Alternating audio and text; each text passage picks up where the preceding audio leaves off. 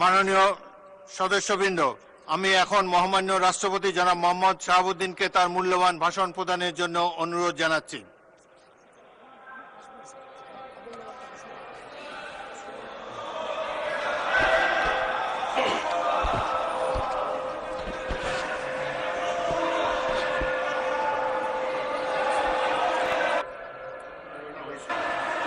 মাননীয়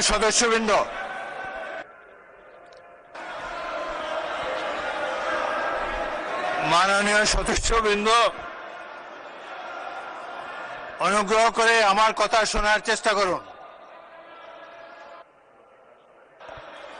মাননীয়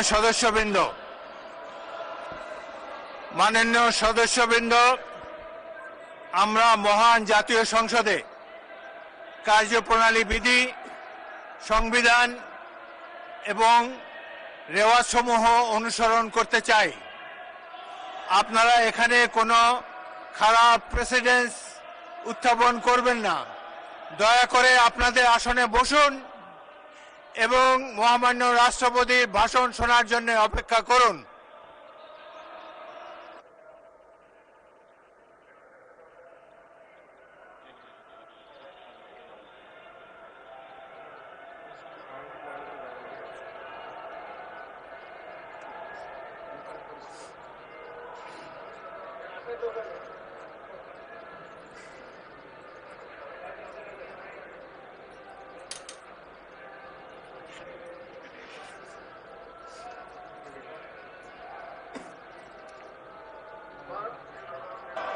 মাননীয় সদস্যবৃন্দ, সংসদের শৃঙ্খলা বজায় রাখুন। অপেক্ষা করুন ভাষণের জন্য।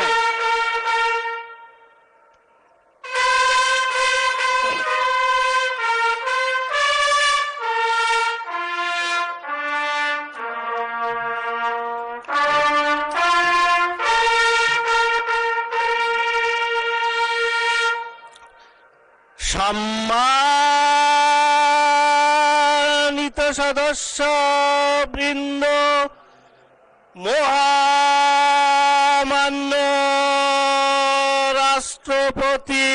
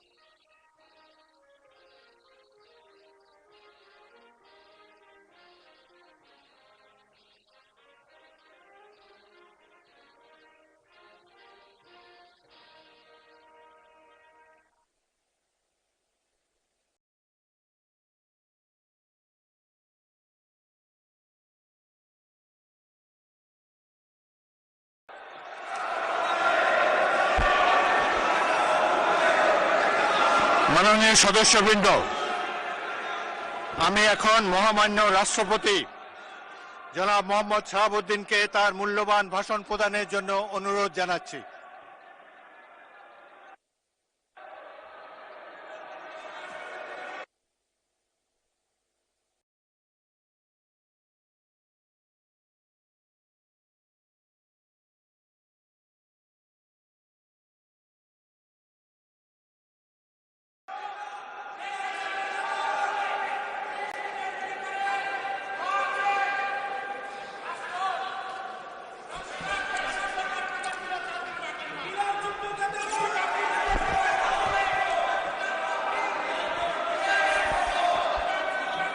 মাননীয় সদস্যবৃন্দ, সংসদের শৃঙ্খলা রক্ষা করুন। অনুগ্রহ করে নিজের আসনে বসে পড়ুন। রাষ্ট্রপতির ভাষণ শুনুন।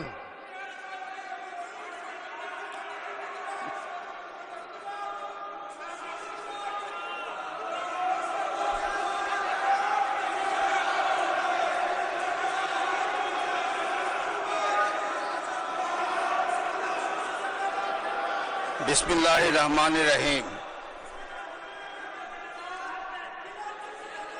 সম্মানিত সংসদ নেতা ও প্রধানমন্ত্রী,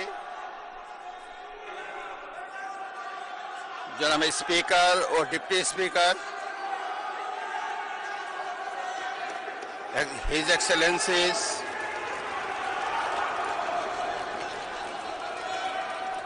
সম্মানিত সংসদ সদস্যবৃন্দ,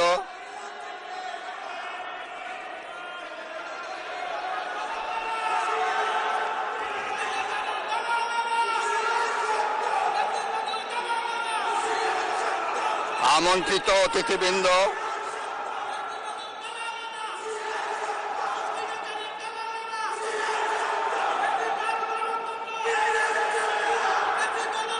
প্রিন্ট এবং ইলেকট্রনিক মিডিয়ার সম্মানিত সাংবাদিকবৃন্দ, আপনাদের সবাইকে জানাই আন্তরিক অভিনন্দন ও শুভেচ্ছা।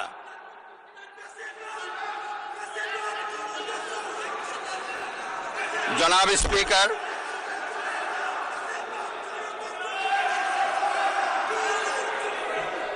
ত্রয়োদশ জাতীয় সংসদের এই উদ্বোধনী অধিবেশনে বাংলাদেশের ইতিহাসের এক ঐতিহাসিক মুহূর্ত। হাজারো শহীদের রক্তের সিঁড়ি বেয়ে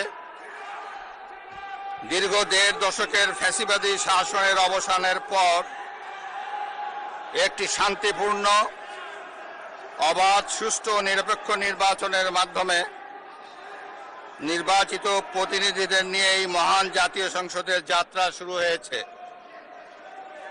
ত্রয়োদশ জাতীয় সংসদ নির্বাচনে অংশগ্রহণকারী সকল রাজনৈতিক দল এবং এই নির্বাচন আয়োজনের সঙ্গে সংশ্লিষ্ট সকলের প্রতি আন্তরিক অভিনন্দন। অবাধ, সুষ্ঠু ও নিরপেক্ষ নির্বাচন আয়োজনের জন্য নির্বাচন কমিশন, মাঠ প্রশাসন, আইন শৃঙ্খলা রক্ষাকারী বাহিনী সহ প্রজাতন্ত্রের কর্মচারীদের নিরলস পরিশ্রম এবং নির্বাচনে অংশগ্রহণকারী সকল রাজনৈতিক দল ও ব্যক্তি, আন্তরিক উদ্যোগ এবং সাধারণ জনগণের স্বতঃস্ফূর্ত অংশগ্রহণ গণতন্ত্রের ইতিহাসে একটি উজ্জ্বল দৃষ্টান্ত হয়ে থাকবে।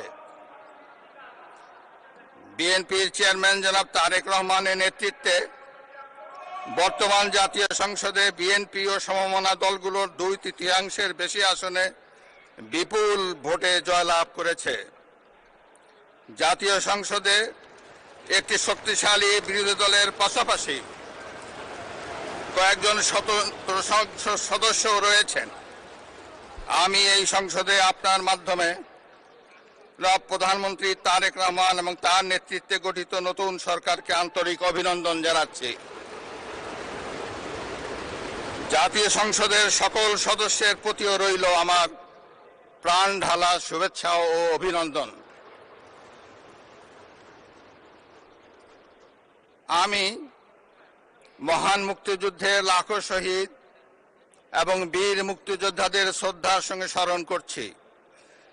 একই সাথে স্মরণ করছি বীরাঙ্গনা মা বোনদের এবং আমাদের সকল শহীদদের যারা বিভিন্ন গণতান্ত্রিক আন্দোলনে শহীদ হয়েছেন।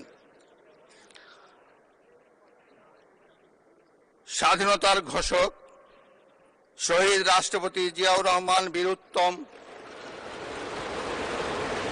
স্বাধীনতা এবং মুক্তিযুদ্ধের ইতিহাসের সকল নেতার অবদানকেও আমি শ্রদ্ধার সঙ্গে স্মরণ করছি।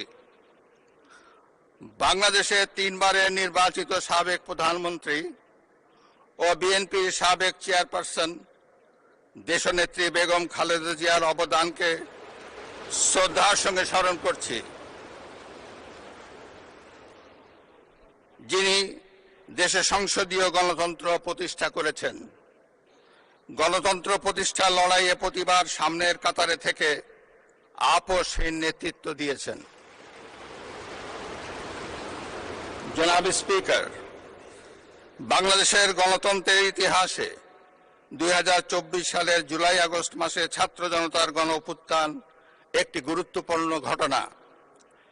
কোটা সংস্কার আন্দোলন থেকে এক পর্যায়ে এটি ফ্যাসিবাদ বিরোধী আন্দোলনে রূপ নেয়।